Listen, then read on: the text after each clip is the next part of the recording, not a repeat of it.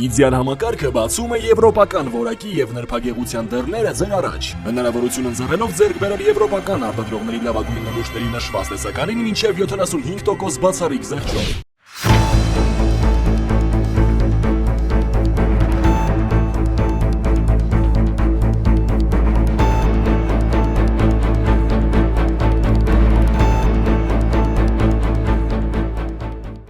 Ողջույն, առաջին լրատվականի եթերում տարածաշրջան եւ անդին հայացք Երևանից հաղորդաշարի հերթական թողարկումն է, ես Իրանուշ Պապյանն եմ, անդրադառնալու ենք մեր տարածաշրջանում ու դրանից դուրս տեղի ունեցող կարևորագույն իրադարձություններին։ Ֆրանսիայի նախագահ Էմանուել Մակրոնը գերմանական պարբերականներից մեկին տված հարցազրույցում հայտարարել է, թե մի քանի եվրոպացի գործընկերների առաջարկել է վերականգնել Ռուսաստանի հետ ուղիղ երկխոսությունը ռուս-ուկրաինական պատերազմի քննարկման ժամանակ միջնորդների վրա հույս դնելուց խուսափելու համար։ Մակրոնի խոսքով Փարիզը վերաբացել է Մոսկվայի հետ շփումների ալիքը տեխնիկական մակարդակով։ Նա հույս է հայտնել, որ Եվրամիությունը կկարողանա մշակել կազմակերպված եվրոպական մոտեցում Ռուսաստանի հետ փոխգործակցության համար, որովհետև այդ խաղաղությունը կտարածվի նաև Եվրոպայի վրա։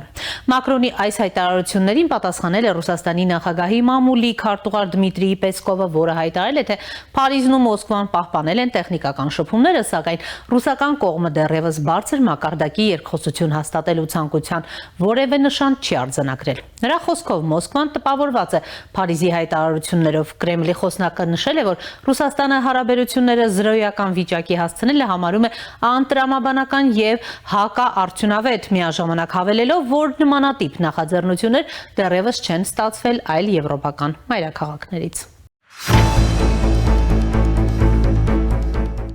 Ռուսաստանի արտաքին գործերի նախարար Սերգեյ Լավրովը NTV հեռուստաընկերությանը տված հարցազրույցում հայտարարել է, թե Ուկրաինայում խաղաղ կարգավորման շուրջ բանակցային գործընթացը դեռ հեռու է ավարտից եւ որ դեռ մեծ տարածություն կա անցնելու։ Նա նաեւ հայտարարել է, որ Ռուսաստանը արևմուտքից կպահանջի կոնկրետ պատասխան այն մասին, թե ով է ստանում անվտանգության երաշխիքներ Ուկրաինայի համար եւ ինչ նպատակով։ Նա հավելել է, որ Եվրահանձնաժողովի նախագահ Ուրսուլա ֆոն դեր Լայենը ամեն օր ասում է, որ Եվրամիությունը պետք է կանգնի Ուկրաինայի քանի որ նա պաշտպանում է եվրոպական արժեքները։ Արդյոք սա նշանակում է, որ նրանց արժեքներն են նացիզմը, ռուսոֆոբիան եւ ռուսաց լեզվի նկատմամբ աննախադեպ հարձակումը, հարց է հնչեցրել նա։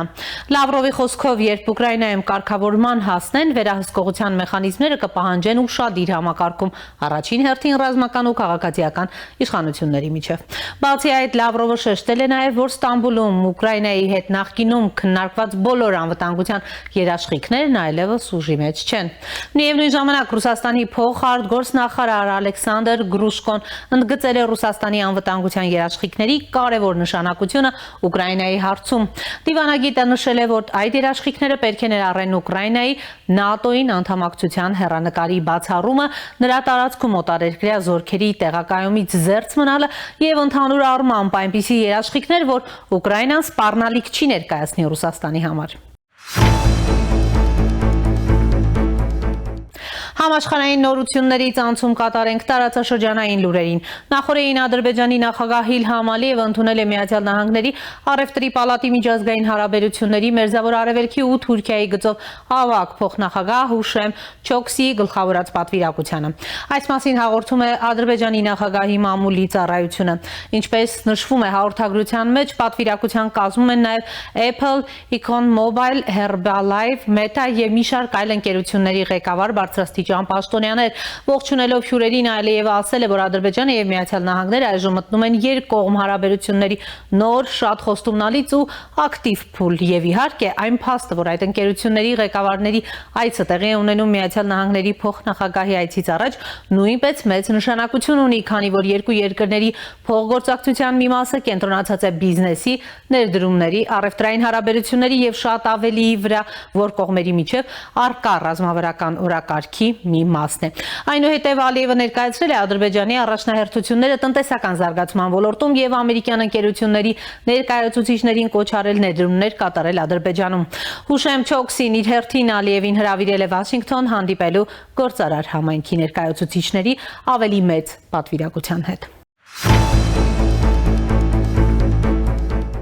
Իրանի արտաքին գործերի նախարարության խոսնակ Էսմայիլ Բաղային հայտարարել է, որ Իսրայելի իշխանությունները չեն համարձակվի հարձակվել Իրանի վրա առանց իրենց գործողությունները Միացյալ Նահանգների հետ համակարգելու։ Ըստ նրա, փորձը ցույց է տալիս, որ իսրայելական ռեժիմի կողմից ձեռնարկված գործողությունները միշտ իրականացվում են Միացյալ Նահանգների համաձայնությամբ եւ համագործակցությամբ, հետեւաբար ագրեսիայի դեպքում Իրանի պատասխանը Իսրայելին կստիպի զղջալ իր գործողությունների համար։ Խոսելով Միացյալ Նահանգների հետ բանակցությունների վերաբերյալ Բաղային նշել է, որ Իրանը չի պլանավորում փոխել դրանց ձևաչափը բանակցությունների հաջորդ փուլերում։ Միևնույն ժամանակ Air and Space Forces մեգազին պարբերականը տեղեկացնում է, որ Միացյալ Նահանգները Մերձավոր Արևելքում տեղակայել է 6F-35A Link-Ting 5-րդ սերնդի կործանիչներից բաղկացած եւս մեկ խումբ։ Նշվում է նաեւ, որ Արաբական ծովում գտնվող ամերիկյան ավիակիրը նաեւ ունի 12F-35C կործանիչներից բաղկացած էսկադրիլյա։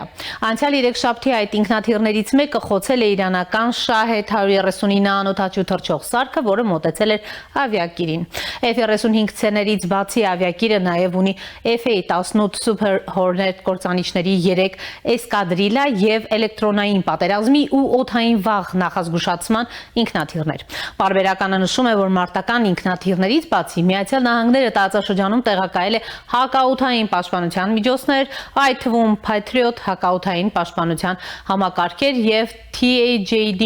հակահրթիռային պաշտպանության համակարգեր։ Բացի այդ, Միացյալ Նահանգների պետդեպարտամենտը հայտարարություն է տարածել իրավապաշտպան եւ Նոբելյան խաղաղության մրցանակի դափնեկիր Նարգես Մոհամմեդի նոր բանտարկության դատապարտման վերաբերյալ։ Պետդեպարտամենտի տվյալներով 59 նոր կալանքի տակ անցկացնելուց հետո առանց իրավաբանական խորհրդատվության հասանելիության եւ առողջական վիճակի վատթարացման Մոհամմադին դատարանի առաջ է կանգնել մի դատավարության ժամանակ, որը չէր համապատասխանում արդար դատավարության նվազագույն չափանիշների։ Հայտարարության մեջ Միացյալ Նահանգները կոչ է անում Իրանին անհապաղ ազատ արձակել իրավապաշտպանին։ Նախկինում հաղորդվել էր, որ Իրանը Նոբելյան խաղաղության մրցանակի դափնեկիր Նարգես Մոհամմադին դատապարտել է եւս 7 տարվա ազատազրկման հացադուլ սկսելու համար։ Թուրքիայի արտաքին գործերի նախարար Հական Ֆիդանը նախորդին հայտարարել է, որ երկիրը ստիպված կլինի միանալ միջուկային սպառազինությունների մրցավազքին, եթե տարածաշրջանի մյուս պետությունները նման զենք ձեռք բերեն։ Ֆիդանը ուղղակիորեն չի պատասխանել այն հարցին, թե արդյոք Թուրքիան կցանկանա ունենալ միջուկային զենք, սակայն հայտարարել է, որ այս հարցը պետք է դիտարկել ընդհանուր ռազմավարական իրավիճակի համատեքստում։ Ըստ նրա, Թուրքիան չի ցանկանում տարածաշրջանում տեսնել դրամատիկ փոփոխություններ, որոնք կարող են խախտել ուժերի ներկայիս հավասարակշռությունը։ Օրինակ, Իրանի հետ խնդրահարույց հարցեր ունեցող երկրները կսկսեն ձգտել միջուկային զենքի, բայց եթե նման իրավիճակ առաջանա, Թուրքիան հավանաբար ստիպված կլինի միանալ այդ մրցավազքին։ Այսօրվա համար այսքանն էինք նախատեսել, հետևեք մեր թողարկումներին, կհանդիպենք։